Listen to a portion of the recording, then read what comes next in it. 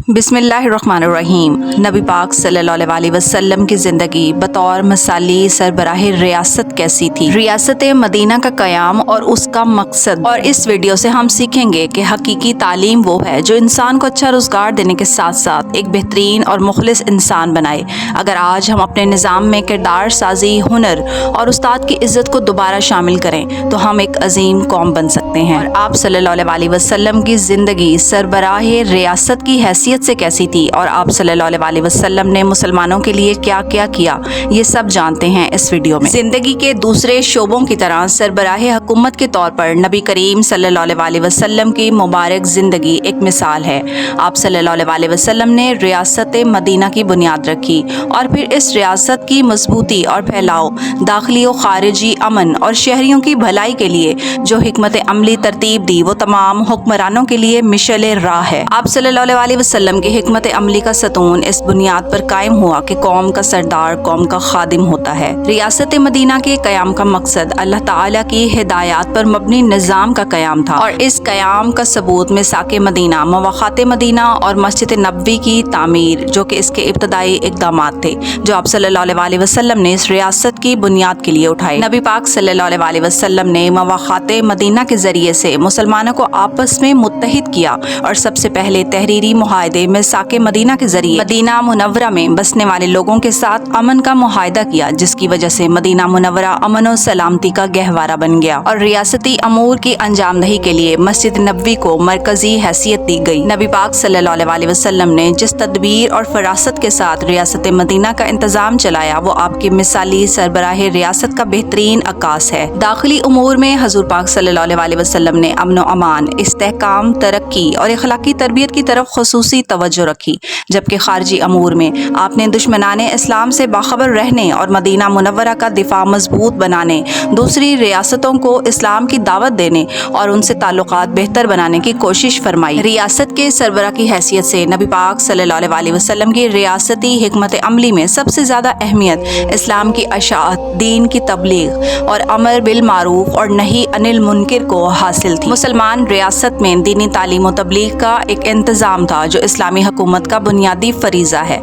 आप सल्लल्लाहु अलैहि वसल्लम ने हज़रत सईद बिन आस को तदरीस पर मामूर फरमाया। उस वक्त में सुफ़ा एक बाकायदा दर्सगाह थी जहाँ पर तालीम और तरबियत का मुस्तकिल इंतज़ाम था।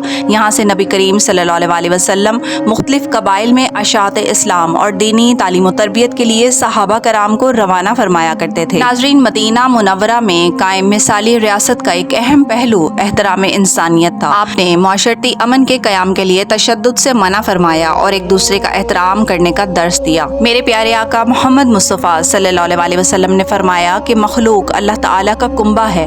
अल्लाह के नज़दीक सबसे ज़्यादा महबूब शख्स वो है जो अल्लाह ताला के कुंबे के साथ अच्छा सलूक करता है। इस्लामी रियासत को इंतशार से बचाने और इसके इस्तेहकाम के लिए हजूर पाक सल्लल्लाहु अलैहि वसल्लम ने मुसलसल तदाबीर फरमाई। आपने मवाक़ात मदीना और मिसाक मदीना के ज़रिए मदीना मुनव्वरा को अंदरूनी और बैरूनी तौर पर मुस्तहकम फरमाया। आपने एक तदबीर ये अख्तियार फरमाई कि अरब में जो शख्स, खानदान या कबीला मुसलमान हो वो हिजरत करके मदीना मुनव्वरा या मज़ाफ़ात में आ बसे ताकि आबादी बढ़ने से फ़ौजी और सियासी पोजीशन मजबूत हो। इस तर्ज अमल से मुसलमानों की फ़ौजी क़ुव्वत में इजाफा हुआ और नौ मुस्लिमों की तालीम और तरबियत की राह हमवार हुई। नबी करीम सल्लल्लाहु अलैहि वसल्लम ने रियासत के मुख्तलिफ अमूर अंजाम देने के लिए चंद शोबे भी कायम फरमाए।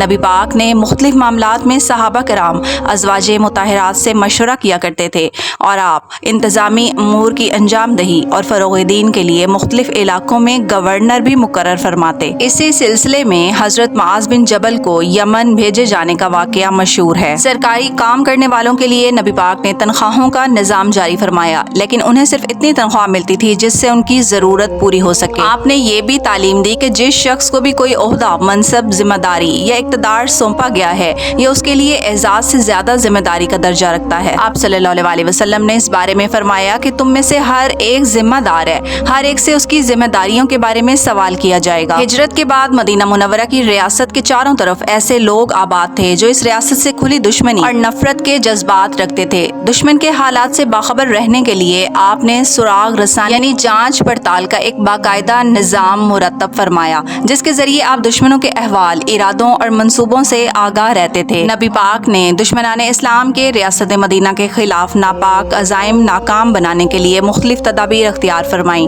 آپ نے شام جانے والی تجارتی شاہراہ کی ناکہ بندی فرمائی، جس سے دشمن کی معاشی قوت کمزور ہو گئی۔ آپ نے مختلف قبائل کے ساتھ سفارتی تعلقات استوار کیے تاکہ مسلمانوں کے دوست زیادہ ہوں، ان کی پوزیشن مستحکم ہو۔ صلح حدیبیہ کو رسول اللہ کی خارجہ پالیسی کا شاہکار کہا جاتا ہے۔ حضور کی خارجہ پالیسی کا اہم اصول دعوت اسلام کا فروغ تھا۔ آپ نے اسلامی دعوت کو پوری دنیا میں پھیلانے کے لیے مختلف بادشاہوں اور حکمرانوں کو دعوتی خطوط لکھے۔ ان خطوط کے ذریعے نبی پاک صلی اللہ علیہ وسلم نے اپنی دعوت روئے زمین کے بہت سے بادشاہوں تک پہنچا دی۔ یہ دعوتیں وصول ہونے کے بعد جن بادشاہوں نے اسلامی دعوت کو قبول کیا، اللہ تعالیٰ نے انہیں عزت بخشی، اور جنہوں نے انکار کیا ان کا اقتدار زیادہ دیر تک نہ چل سکا۔ پھر ایک وقت آیا کہ یہ تمام علاقے مسلم ریاست کا حصہ بن گئے۔